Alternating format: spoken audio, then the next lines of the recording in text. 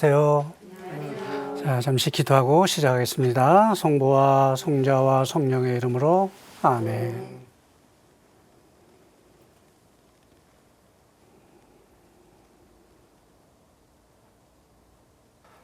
영광이 성부와 성자와 성령께 처음과 같이 항상 영원히 아멘. 성부와 성자와 성령의 이름으로 아멘.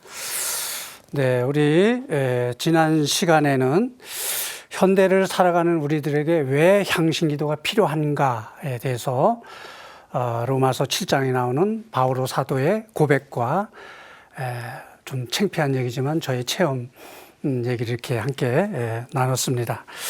이 시간에는 바울 사도와 저뿐만 아니라 우리 모두로 하여금 신앙인으로서 복음의 가치대로 살지 못하고 하나님의 뜻대로 살지 못하게 하는 그 원인, 뭐라 그랬죠? 거짓자. 그 거짓자가 어떻게 형성돼서 우리 삶에 영향을 끼치는지 이렇게 한번 살펴보도록 하겠습니다. 토마스 키팅 신부님은 이제 우리 몸을 컴퓨터에 비유해 주십니다. 여러분 집에 다 컴퓨터 있으시죠? 본체, 이걸 하드웨어라고 그럽니다. 그럼 하드웨어만 있다고 해서 이걸 쓸 수 있는 거 없죠. 그거를 쓰기 위해서 뭐가 있어야 돼? 운영체계, 프로그램이 있어야 되는 거예요. 그죠? 그래서 기팅 신부님은 우리 신체를 생물학적 컴퓨터라 이렇게 말씀하세요. 생물학적 컴퓨터. 그럼 이 생물학적 컴퓨터를 운영하는 운영체계 내진 시스템이 있어야 되겠죠? 그게 뭐냐? 그거를 행복을 추구하는 정서 프로그램이다. 이렇게 말씀하셨어요. 좀 길죠? 이건 키팅 신부님이 독창적으로 만든 용어예요. 행복을 추구하는 정서 프로그램이다. 프로그램은 프로그램인데 무슨 프로그램이냐? 자기의 행복과 만족을 추구하는 감정 프로그램이다. 요거를 다른 말로 하면 이걸 우리는 심리학적으로 거짓자라고 이렇게 말할 수 있어요. 이것이 이제 어떻게 형성돼서 우리 삶에 영향을 끼치는지 좀 살펴보도록 그렇게 하겠습니다. 자, 우리 한 사람 한 사람, 한 개인의 역사는 우리 뇌에 있는 신경세포의 생물학적 컴퓨터, 우리 컴퓨터니까 생물학적 컴퓨터에 다 수록되어 있다고 이렇게 말합니다. 우리가 그 생물학적 컴퓨터의 그 메모리, 기억의 저장소에는 우리가 태어나서 지금까지 살아오면서 우리가 보고 듣고 느끼고 경험한 모든 것들이 또 특히 그 중에서도 살아오면서 강한 정서적 충격을 받았던 아픔, 상처 이런 것들이 이 기억 저장소에 다 저장되어 있다고 이렇게 얘기를 합니다. 그래서 그 영유아들은 즉 자아에 대한 의식은 없지만은 인간의 본능적 욕구와 그 욕구에 대한 반응들은 우리 뇌에 있는 이 생물학적 컴퓨터에 다 저장되어 있다. 이렇게 말할 수 있죠. 그리고 이제 이 생물학적 컴퓨터는 이미 행복을 추구하는 정서 프로그램을 가동시키고 있기 때문에 이 단계에서 행복은 뭐냐? 행복이라는 것은 자기의 만족을 본능적으로 충족시켜 주는 것을 의미한다고 이렇게 말할 수 있습니다. 그래서 이제 우리가 지금은 이제 그 성장이 빨라서 그렇지만 우리 어릴 때만 해도 12살, 13살에 철든다 그랬어요. 그죠? 철든다는 얘기 뭡니까? 명호가 열린다, 의식이 깨인다 이런 뜻이잖아요. 그래서 우리가 사리 분별을 하는 거야. 그래서 12살, 13살이 되면은 우리 의식이 완전히 깨어가지고 이제 자의식이 발달하게 됩니다. 나라는 의식이 이제 발달하게 됩니다. 이때 어떠냐면 영유아기 때 판단의 기초를 둔 행복을 추구하는 정서 프로그램이 이제 형성된다는 거죠. 그렇게 형성되면 이제 성인기를 거쳐서 이게 더 강화가 돼 갖고 이제 완벽한 프로그램이 되면은 이제 한 인생이 이 세상을 하직하는 날까지 끊임없이 우리 삶 속에 보이지 않게 영향을 끼친다. 이렇게 키팅 신부님께서 말씀해 주고 계십니다. 자, 현대 심리학이 시작된 것이 19세기 후반, 정확하게는 1897년 독일의 심리학자인 빌헬름 문트라는 사람부터 시작됐다고 합니다. 그래서 현대 심리학이 발전된 지 한 150년 되는데 그 현대 심리학이 무의식이라는 것을 발견했어요. 그래, 무의식이라는 것은 우리 영적 여정에 많은 그 빛을 이렇게 던져주고 있습니다. 그리고 이제 그 대부분의 심리학자들이 주장하는 그 개수는 약간씩 차이가 나지만 모든 심리학자들은 인간은 태어나면서 본능을 가지고 태어난다. 이렇게 주장해요. 본능인데 몇 가지? 5가지 본능을 가지고 태어난다. 이렇게 얘기합니다. 본능. 무슨 본능이냐? 첫 번째, 생존. 누구나 자기 목숨을 유지하고 몸을 보호하거든. 생존에 대한 본능. 또 소속. 우리는 어떤 집단에 속해야 되잖아요. 사회에 속해야 되잖아요. 소속에 대한 욕구. 그 다음에 남을 지배하고 통제하려는 힘. 또 그 다음에 자유를 누리고자 하는 자유. 또 누구나 행복을 추구하는 행복에 대한 이런 5가지 욕구를 가지고 태어난다고 이렇게 얘기를 합니다. 근데 우리 토마스 키팅 신부님은 심리학을 공부하신 분이기 때문에 이 인간의 본능을 크게 3가지로 말씀을 하고 계신데, 첫 번째, 생존과 안전에 대한 본능이 있다. 그죠? 누구나 나의 목숨을 유지하고 보호하려는 그런 본능. 두 번째는 뭐냐 하면 애정과 존중에 대한 본능이 있다. 애정, 존중. 뭡니까? 남에게 사랑받고 인정받으려는 그런 욕구. 세 번째는 뭐냐? 힘과 통제에 대한 욕구가 있다. 남을 지배하고 통제하려는 그런 본능적 욕구가 있다고 이렇게 얘기를 하는데, 이 3가지 본능에 의해서 만들어진 이 프로그램을 아까 말씀드린 행복을 추구하는 정서 프로그램이다. 키팅 신부는 이렇게 말씀하셨어요. 근데 이걸 뭐라 그랬죠? 다른 말로? 거짓자다. 여기 거짓자다. 그럼 이런 시스템이 어떻게 형성되는지 이제 하나씩 살펴보도록 그렇게 하겠습니다. 자, 우리 인간은 누구나 진정한 행복을 추구하는데 참 행복의 근원은 뭘까요? 행복의 근원은 하느님이야. 그죠? 우리는 하느님. 하느님만이 참된 행복, 진정한 행복의 근원인데, 우리가 태어나서 지금까지 살아오면서 참 행복의 근원이신 하느님을 다 깊이 만나고 체험하지 못했어. 그렇기 때문에 인간들은 어떻게 해요? 태어나면서 가지고 있는 본능에 의해서 자기 만족과 행복을 추구하면서 뭔가 그 거짓자를 이렇게 형성하게 된다. 이렇게 얘기를 합니다. 그래서 뭔가 만들어지기 위해서는 자료가 있어야 되는데, 거짓자는 크게 3가지 자료가 있어요. 첫 번째는 태어나면서 가지는 본능이죠. 본능. 본능에서 자기 만족과 욕구를 추구하는 그런 것들이 있고, 두 번째는 우리는 사회적 동물이기 때문에 살아가면서 우리 사회화를 겪이죠. 사회화.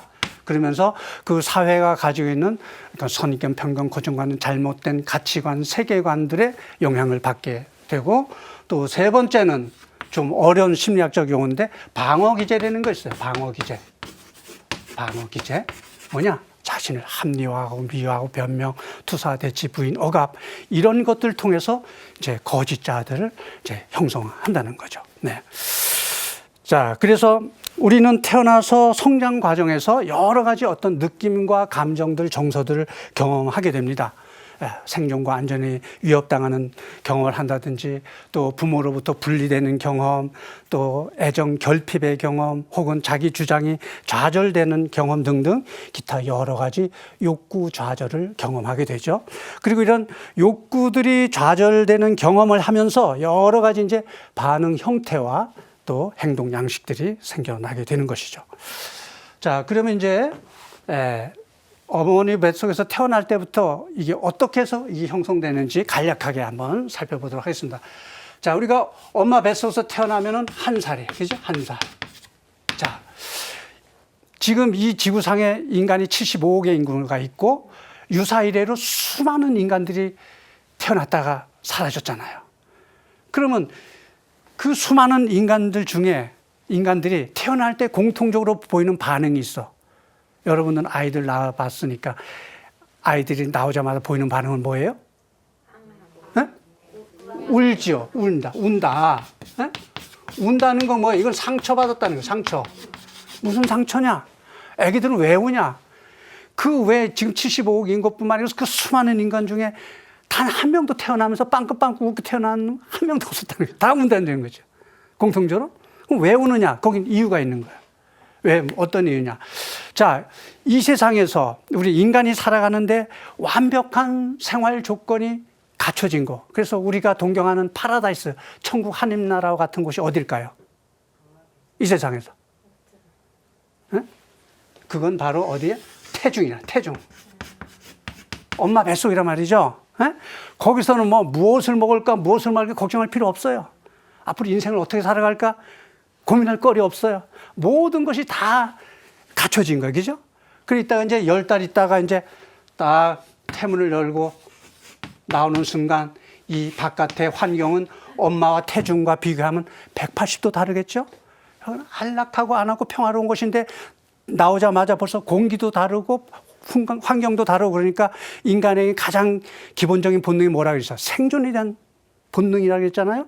그 내 생존에 대한 위협을 느껴서 아기가 운다는 거예요. 운다는 건 상처를 받는 것이다. 그죠? 상처는 어떻게? 치유가 돼야 돼. 그러니까 태어나면서 받은 상처 이런 것들이 이제 여기에 입력이 되는 거예요. 이 상처는 치유가 돼야 된단 말이죠. 자, 그러면은 그래서 태어난 아기들의 첫 번째 욕구는 뭐냐? 엄마와의 친밀한 유대감이 필요하다. 아기를 안아주고 얼러주고 웃어주고 이런 모습들을 통해서 그 아기가 그 안전했던 태중의 환경을 되살려서 그 태어나면서 가져왔던 그 상처들이 이제 그 치유가 된다고 그렇게 말합니다. 자, 그 다음에 두 번째 아기가 관심을 갖는 건 뭐냐? 애정과 존중에 대한 그런 욕구이다. 그죠? 아기의 모든 관심은 이제 자신의 욕구를 즉각 충족시켜 주는 것입니다. 생존에 필요한 먹는 것과 더불어서 가장 중요한 욕구는 바로 애정과 관심과 사랑이다. 이렇게 말할 수 있어요. 때문에 아기들은 늘 엄마가 안아주고 얼러주고 뽀뽀해주고 둥기둥기 곤지곤지 냠냠 뭐 이런 거 해줘야 됩니다. 그걸 통해서 내 의지와 상관없이 태어날 때 가졌던 상처가 회복된다는 거예요. 근데 여기 계신 여러분이나 우리 부모님들은 어땠습니까? 우리 어린 시절을 보면은 그땐 참 먹고 살기도 어려운 시절이었지만 우리 부모님들은 자식을 낳으면 늘 업고 물리고 빨래하고 밥 짓고 밖에 나가서 일하고 또 시간 내면 내려서 안고 젖을 먹이고 얼러주고 이런 스킨십을 많이 했어요. 그래서 어떤 일이 벌어졌어? 우리는 가난한 시절에 태어났지만 그래도 부모로부터 따뜻한 관심과 사랑들을 듬뿍 받으면서 자랐기 때문에 우리는 그런 것들이 많이 희석이 됐다고 볼 수 있어요. 그런데 요즘 자라나는 청소년들, 젊은 엄마들 보세요. 우리와 같은 그런 자녀들에 대한 관심과 사랑을 줄 수 있나요? 안 되잖아요. 또 요즘 또 먹고 살기 힘드니까 맞벌이 부부들, 아기들 어디 할머니에게 맡겨놓고 그 할머니 맡기는 거 좀 덜해. 어린이집 갖다 맡겨놓고 난 그 방송 뉴스 볼 때마다 어린이 학대하는 건 너무너무 가슴이 아픈 거예요. 이 인생에서 가장 중요한 시절이 뭐냐? 영유아기야, 영유아기. 이때는 외부적인 조건이 문제가 아니고 부모로부터 따뜻한 관심과 사랑을 많이 받아야 되는데 그 관심과 사랑을 고사하고 두드려 패고 그 학대하고 걔네들이 나중에 어떤 인간이 되겠어요. 너무너무 가슴 아파요, 정말. 예. 그래서 그 현대 엄마들은 우리 부모님들과 다른 그런 정서들을 아기들에게 심어줄 수밖에 없죠. 그래서 요즘 젊은 세대하고 우리하고는 그 인생을 보는 시각이라든지 정서들이 다르다. 그래서 사람들이 참지 못하잖아. 자기 한번 봤다고 좁혀든가 칼로 찌르든가 이런 일들이 이렇게 벌어나는 거예요. 그래서 아기가 태어났을 때는 엄마와의 친밀한 유대가 많이 필요하다. 그 유대를 묶어주는 것이 바로 사랑이다. 이렇게 말할 수 있습니다. 때문에 아기가 안전감을 느끼기 위해서 가족이나 부모로부터 얼마나 따뜻한 관심과 사랑을 필요로 하는지 우리 두말할 필요가 없겠죠. 그리고 이런 안전감과 사랑받는다는 느낌으로 인해서 아기들의 정서 생활은 이제 건강한 길로 들어서게 됩니다. 그렇지만 반대의 경우를 한번 생각해 보세요. 반대의 경우. 엄마가 일찍 돌아가셨다든지 혹은 부모가 이혼해서 고아원에 버려뒀다든지 이런 정서를 경험한 아이들은 어떤 사람이 될 수밖에 없다는 결론에 날 수밖에 없는 거죠. 자, 그 다음에 이제 아기가 자라서 2살 정도 되면은 어떤 일이 벌어지냐. 아기 이제 몸도 자라고 이제 의식도 점점 이제 깨게 되잖아요. 생후 2년에 접어들면은 다양한 정서가 발전하게 됩니다. 그래서 즐거움이라든지 애정, 자기 존중에 대한 그런 욕구들을 경험하게 됩니다. 그리고 자의식이 자라남으로써 어떻게 되는데 자신과 주변을 구별하게 돼. 무엇보다도 엄마가 나랑 다른 존재네. 방 안에 기어다니는 강아지가 다른 존재네. 이거를 인식하면서 어떻게? 분리감을 느껴. 분리감. 의식이 깨이기 전에는 어떤 상태에서 우주와도 하나고 하느님과 하나고 엄마라도 하나라는 일치된 의식 속에서 살다가 의식이 깨이면서 사물을 분간하면서 사물인 엄마가 나랑 다른 것이라는 것을 인식하면서 이런 분리감을 느끼게 되는 것이죠. 그리고 이런 분리감이 결국 우리 내면에 깊은 두려움을 낳는다고 이렇게 얘기를 합니다. 그래서 인간의 모든 감정의 그 밑바닥에는 근본적인 원초적인 두려움이 있다고 이렇게 얘기를 해요. 그래서 이때 2살 정도 됐을 때는 더욱더 가족들과 엄마로부터 많은 관심과 사랑을 더 필요로 하게 되죠. 그리고 이제 2살 정도 되면 이제 걸어 다니고 이게 움직이니까 자기 멋대로 하고 싶은 욕구가 생기는 거예요. 그럼 어떻게 되겠어요? 나는 뭔가를 하고 싶은 욕구가 있는데 부모가 어린 자식이 한다고 그걸 다 들어주나요? 안 돼. 예를 든다면 이런 거야. 아기가 칼을 갖고 놀고 싶어 해. 장난감인지 알고. 근데 엄마는 뺐지요. 왜 빼서? 위험하는 걸 알기 때문에 빼앗는 거야. 그런데 아기는 이게 위험한지 뭔지 몰라. 나는 지금 이 순간에 이걸 갖고 놀고 싶어.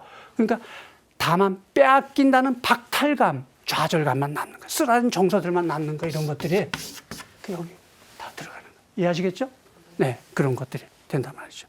네, 그래서 우리가 생존과 성장에 필요한 이런 욕구 중 어느 하나가 다른 형제들과의 경쟁이라든지 또 위험한 환경에 부딪혀서 충족되지 못했음을 아기가 자각했다고 한번 상상해 보세요.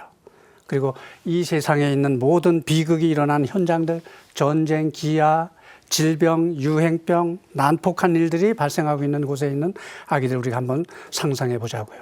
또 장애아로 태어나서 친구들로부터 따돌림 당하는 그런 아동들, 또 형제 간의 경쟁으로 인해서 원치 않는 아이라는 그런 애매한 느낌을 가질 때 아이들은 열등감을 가질 수밖에 없죠. 그런 열등감. 이런 상황에서 아기들은 인생의 선함과 아름다움을 정서적으로 키워가기가 참으로 힘들다 이렇게 말할 수 있습니다. 자, 세 번째 이제 3살부터 12살 철이 들 때까지 이제 어떤 일이 일어나느냐. 사회화를 겪죠. 사회화. 이제 사회화. 얘네들에게 사회는 어딜까요? 얘네들의 사회는 또래 집단, 가족. 특히 이제 부모의 영향으로 어떤 종족, 민족, 국가에 소속되느냐에 따라서 그 집단이 가지고 있는 여러 가지 선입견, 편견, 고정관념, 잘못된 가치관, 세계관들을 어떻게 얘네들은 무비판적으로 내가 판단 능력이 없기 때문에 무비판적으로 다 이제 이렇게 흡수를 하게 되는 것이죠. 그러면서 이런 상황에서 우리는 현실과 동떨어진 우리 스스로가 만든 심리학에서 말하는 거짓자를 만들어 가는 것이죠. 이런 기본적인 거짓자 프로그램이 이렇게 형성되게 됩니다. 자, 이것이 바로 전 시간에 봤던 바로 사도가 고백했던 그런 내용입니다. 나는 내가 해야겠다고 생각하는 일은 하지 않고 오히려 해서는 안 되겠다고 생각하는 일을 하고 있습니다. 2000년 전에는 심리학이라는 학문이 없었기 때문에 바오로 사도는 그를 그리스도교적인 용어로 그랬다 그랬죠? 죄라고 했다 그랬죠. 죄, 그죠? 죄지만 이거를 현대 심리학에서 뭐라고 한다? 거짓자라고 하려고 한다. 이렇게 말할 수 있습니다. 자, 그 다음에 이제 네 번째, 12살부터 성인이 될 때까지, 성년이 될 때까지 뭐냐, 이제 거짓자를 강화하는 작업을 계속하게 됩니다. 이 프로그램을 강화하는 작업을 계속하게 된다. 자, 우리 인간은 사회적 동물이고, 그래서 인간은 사회 속에서 살아야만 소속감을 느끼는 것이죠. 그러나 사회가 우리 인격 형성에 막대한 영향을 끼치는 것 또한 사실이라고 말할 수 있습니다. 자, 그래서 우리는 누구나 특정 집단에 속해 있으면서 자신이 속한 집단, 사회와 나를 동일시하는 그런 경향들이 있습니다. 그게 대표적인 게 바로 가정, 어떤 공동체, 교회, 회사, 사회 이런 것들이라고 이렇게 말할 수 있습니다. 그리고 그 어떤 집단이 가지고 있는 어떤 선입견, 편견, 고정관념 이런 것들을 통해서 점점 이 에고를 강화시키는 작업을 하겠고, 또 세 번째 마지막 방어기제. 방어기제는 풀어 설명 이런 거야. 누군가가 내가 소중하게 생각하는 것들을 공격할 때, 인간이 누구나 보편적으로 소중하게 생각하는 게 뭘까요? 자신의 명예, 자존심이야. 그걸 누가 공격하면 그것을 방어하기 위해서 쓰는 심리적인 수단들을 심리학에서는 방어기제라고 합니다. 그래서 자신을 합리화하고 미화, 변명, 투사, 대치, 부인, 억압 이런 것들을 해서 이 거짓자를 이렇게 강화시킵니다. 그래서 이제 성년이 되면은 어떻게 해요? 이게 이제 완벽한 프로그램들이 형성되게 되죠. 자, 그러면 이제 이렇게 형성된 프로그램이 어떻게 되는가? 하느님께서는 우리에게 엄청난 능력을 주셨어요. 100%의 능력을 주셨단 말이지. 이게 나야. 이게 전체가 나라고. 그러면 나는 태어나서 죽을 때까지 하나님이 주신 이 엄청난 능력에 과연 몇 프로를 사용하면서 살아가고 있느냐? 과연 몇 프로나 쓰면서 살아가고 있을까요, 우리? 대략 20? 네. 심리학자들의 연구에 의하면 5 내지 10%만 쓴다는 거죠. 네? 5 내지 10%. 5 내지 10% 이게 뭐냐? 이게 의식이에요. 의식. 그죠? 의식. 나머지 90 내지 95%는 뭐예요? 우리가 모르는 의식? 무슨 의식? 무의식. 그렇죠. 무의식. 무의식이라는 것은 의식이 없는 게 아니고 우리가 모르는 의식이다. 이런 거예요. 그래서 의식과 무의식 이렇게 나눌 수 있어요. 그러니까 하나님이 이렇게 이게 전체가 나인데 내가 알고 있는 나는 뭐냐? 이성을 통해서만 알잖아요. 내가 나를 인식하잖아. 그게 바로 요거밖에 안 된다는 거예요. 아시겠죠? 그러니까 우리는 죽을 때까지도 내가 누군지를 모르면서 한 세상 살다 가는 거야. 5% 내지 10% 아는 나라고 생각하면 착각하면서 산다는 거죠. 그래서 동양의 영성에서는 뭐 이렇게 자신을 찾아가는 과정, 자아를 찾는 과정. 소크라테스는 뭐라 그랬어요? 너 자신을 알라 그랬잖아요.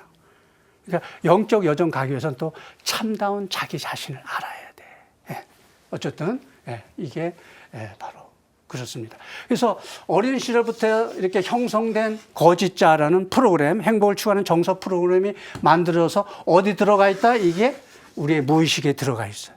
물론 무의식 안에는 우리가 신학적으로 말하면 하나님의 모상, 하나님의 현존도 함께 계셔. 그리고 하나님께서 우리에게 주시고자 하는 많은 그런 은총들도 여기 있지만은 그것들이 뭐야? 우리가 살아오면서 듣고 보고 경험한 모든 것도 쓰레기 더미 속에 덮여 있다. 네? 그래서 어떤 일이 벌어져요? 의식적인 차원에서는 선과 악이 무엇인지 옳고 그름이 무엇인지 분간을 해. 의식적인 차원. 그렇지만은 무의식은 아주 자기 중심적이고 이기적이고 본능적이고 충동적인 에너지 시스템이라고 할 수 있기 때문에 내가 여기서 아무리 옳고 그름 선 좋고 나쁨을 분간한다 하더라도 이 무의식이 거기에 맞게 행동해요, 안 해요? 못한다는 거죠. 그래서 우리 삶에 늘 분열이 일어나는 거야.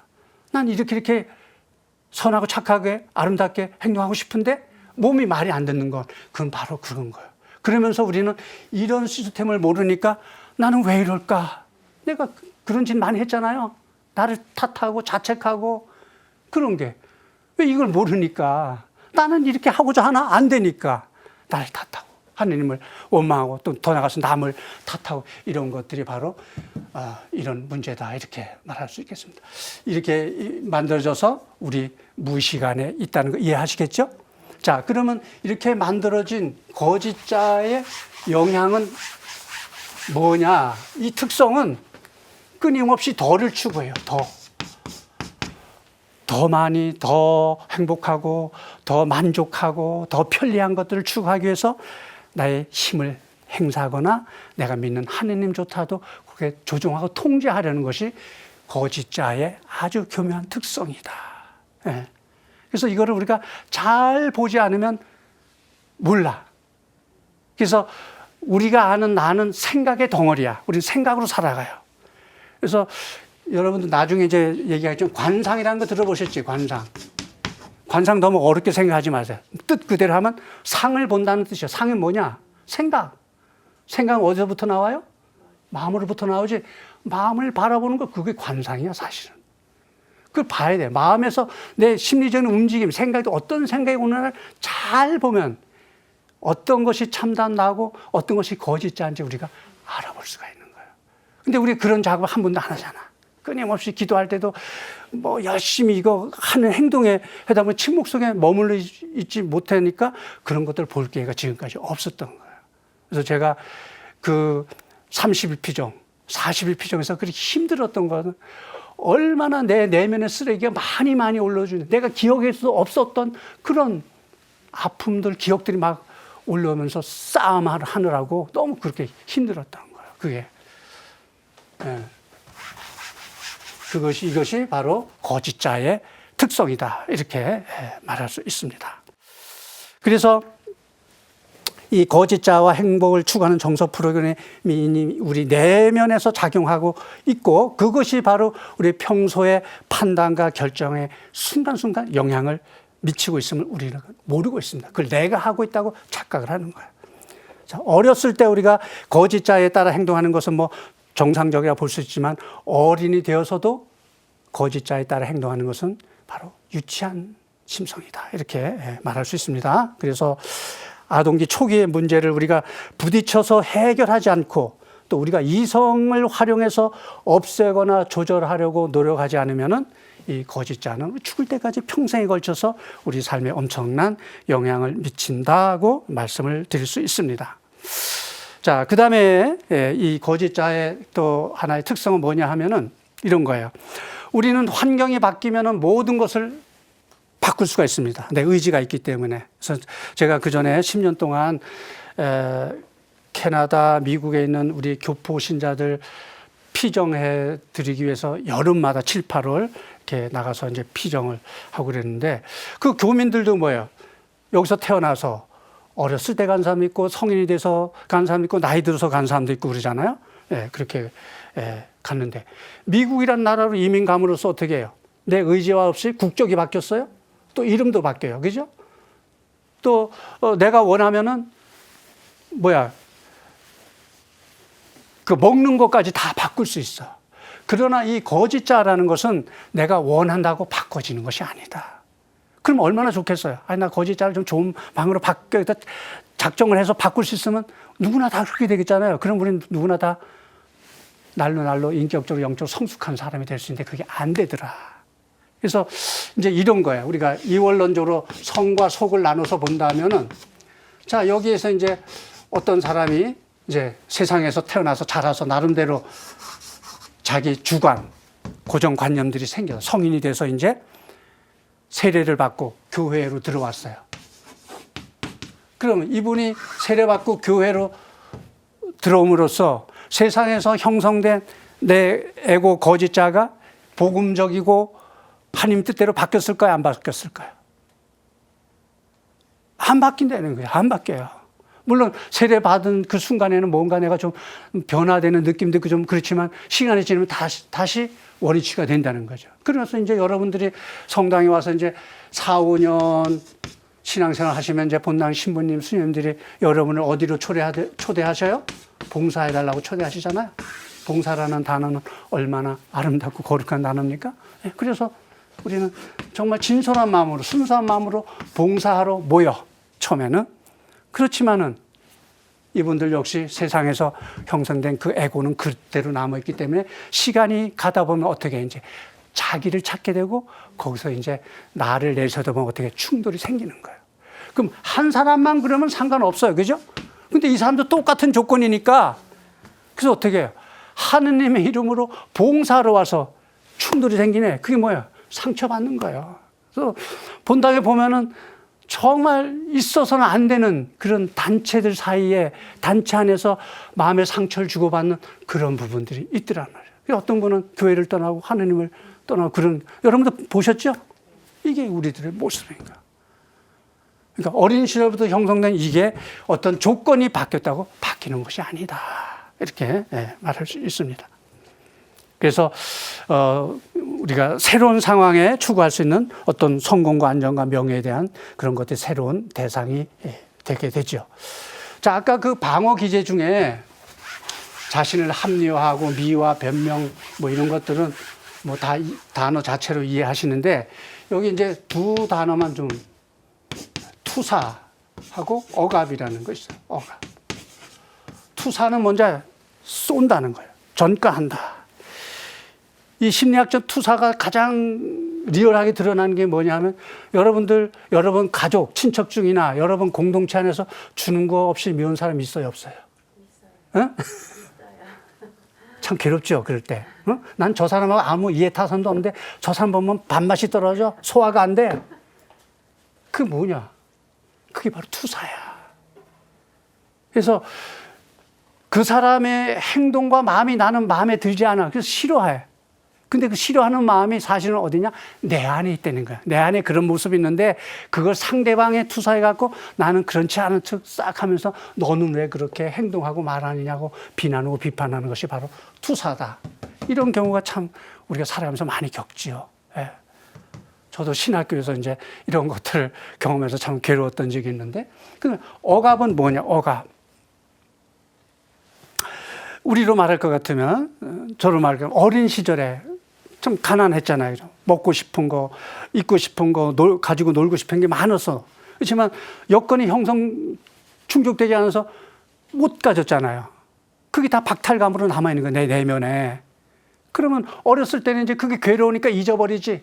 잊어버리면 어디서 잊어버려? 여기서 잊어버려. 이성에서. 잊어버린다는 건 다른 말로 무의식에다가 누른다는 거예요. 억압시킨다는 거예요. 그럼 어떤 일이 벌어지냐? 이제 자라서 성인이 돼.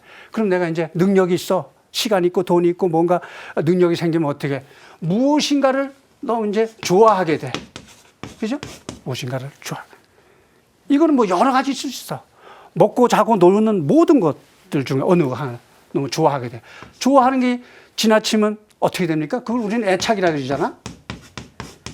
애착이 또 지나치면 뭐가 돼요? 집착이 되는 거예요. 집착이 또 지나치면 뭐가 돼? 이게 중독 과정이에요. 중독이에요, 이게. 이게 중독 과정입니다. 이렇게 우리는 한두 가지 중독은 다 있어.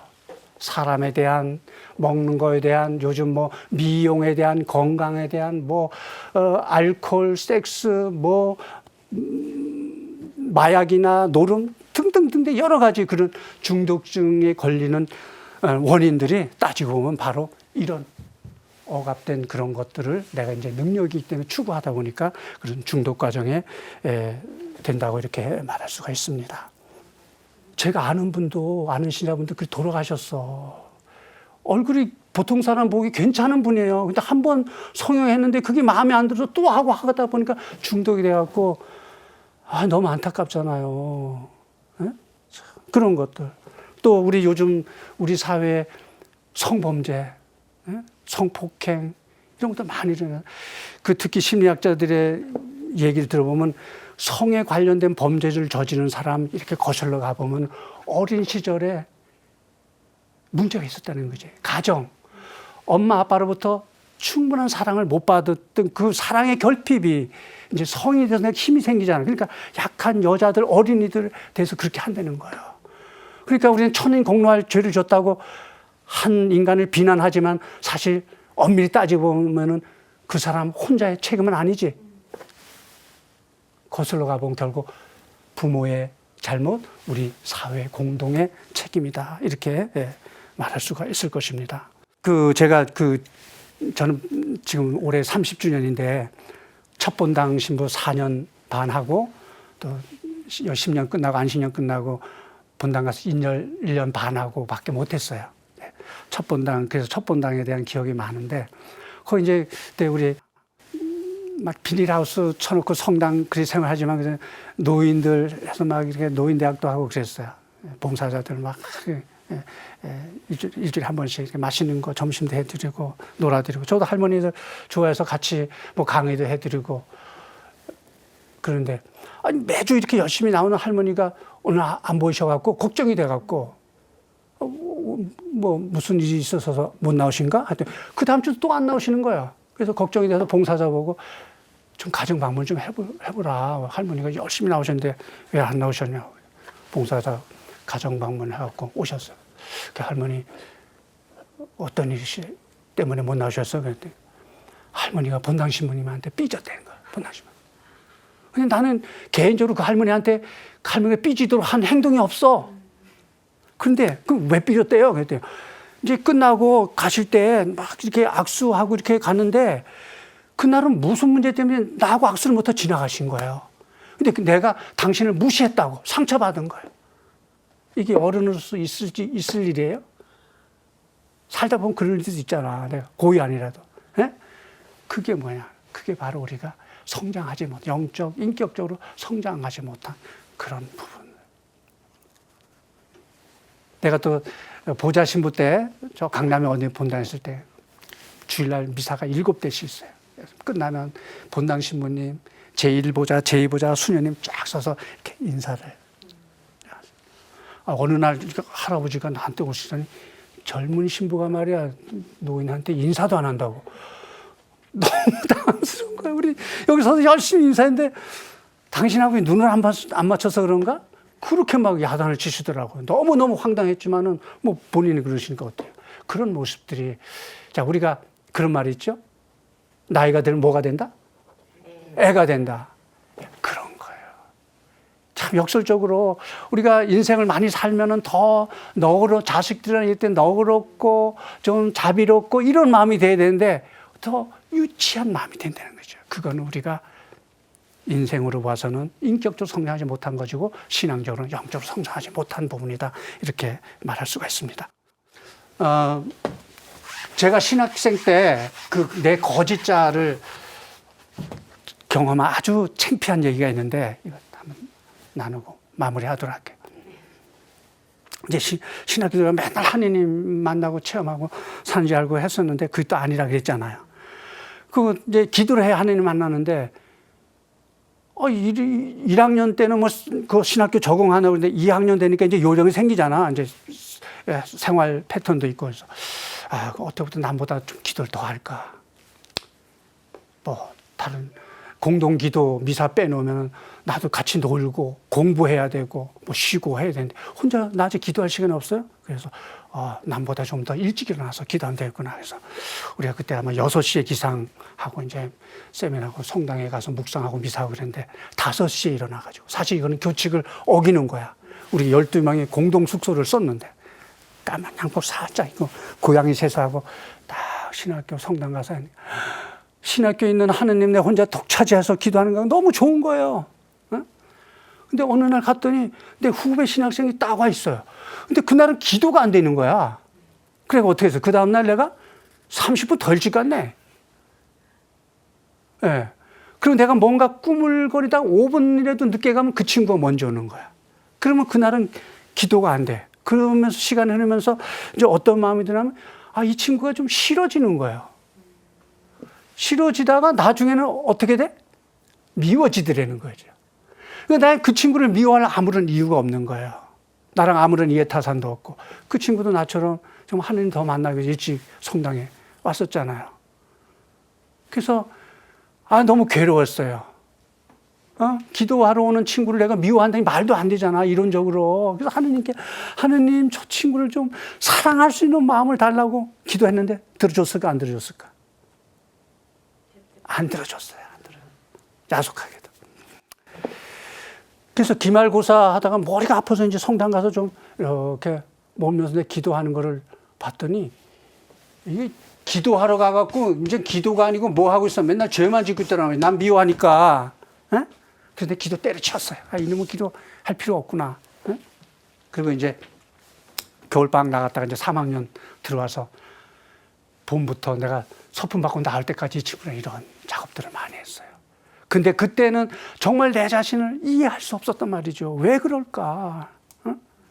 근데 미국 가서 기태심으로부터 그 거짓자라는 그 얘기, 아, 그게 내가 아니고 내 안에 있었던 거짓자구나. 그래서 내가 카타르시스를 느꼈단 말이죠. 이런 것들이 바로 거짓자의 숨은 영향이다.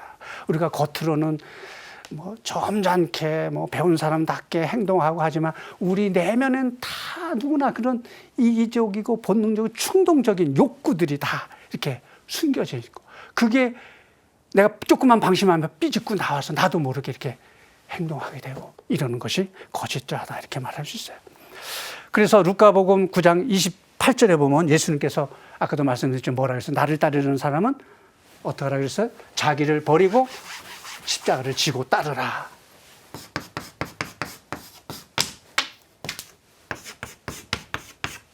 자기를 버리고 십자가를 지고 따르라, 이렇게 말씀합니다. 이게 진리의 말씀이죠. 예수님 말씀 진리죠. 그런데 예를 들어서 예수님께서 나를 따르는 사람은 십자가를 지고 자기를 버리고 따르라고 했으면 이게 진리일까 아닐까요? 이건 진리가 아니야. 왜 진리가 아니냐? 예수님을 따르기 위해서는 자기를 먼저 버리는 과정이 있어야 돼요. 그래야만 삶에서 주어지는 십자가를 우리가 질 수가 있다니까.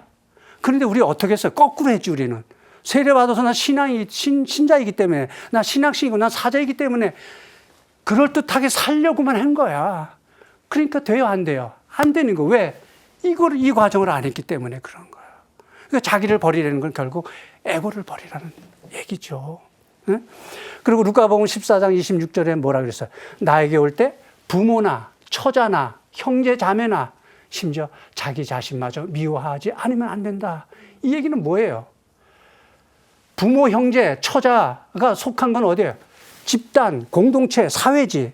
그 사회가 가지고 있는 선입견, 편견, 고정관념, 잘못된 세경, 가치관들, 그런 것들 내려놓으라는 그런 말씀인 거예요.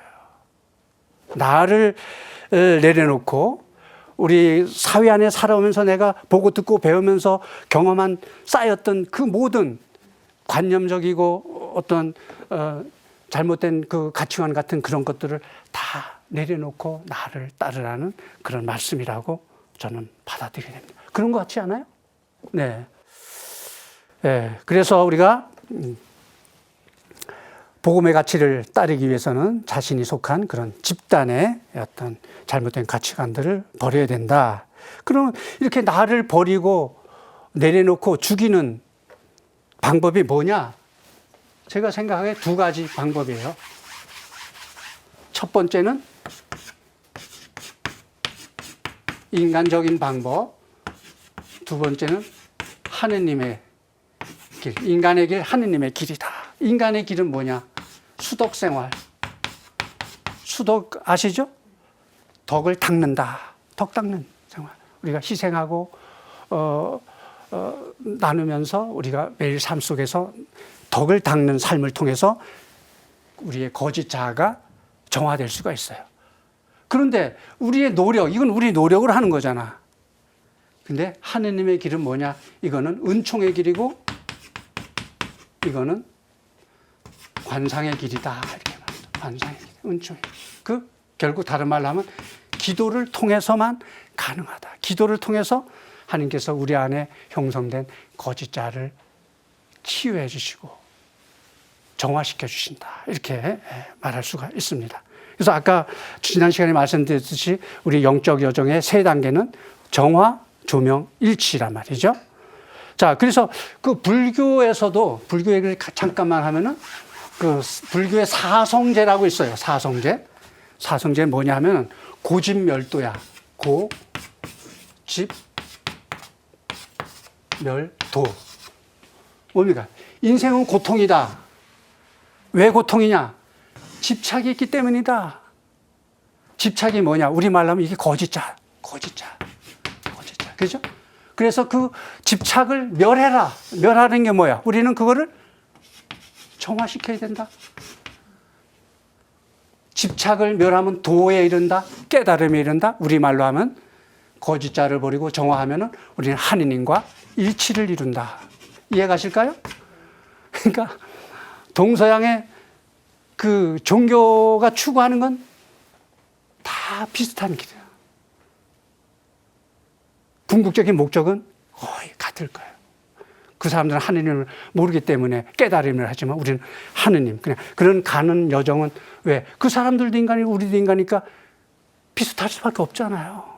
그리고 이 과정을 우리가 거쳐야만 우리가 좀 더 하느님을 깊이 만나고 체험하고 그래서 우리 삶이 변형된다는 것을 저는 이 그 향신 기도를 통해서 이렇게 체험을 하게 됐던 것이죠.